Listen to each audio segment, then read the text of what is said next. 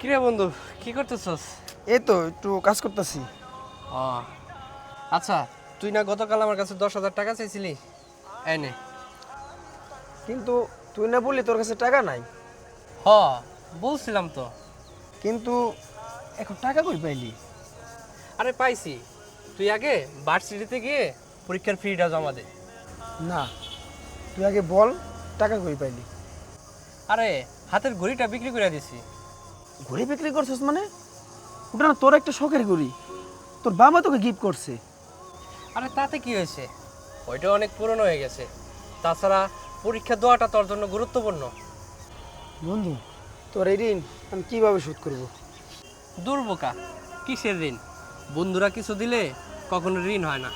আর তাছাড়া তুই যখন অনেক বড় হবি, অনেক বড় অফিসার হবি, তখন তুই আমার একটা ঘড়ি গিফট করিস। ঠিক আছে বন্ধু, ঠিক আছে। আরে এখন চল, আগে টাকাগুলো জমা দিয়ে আসি। চল।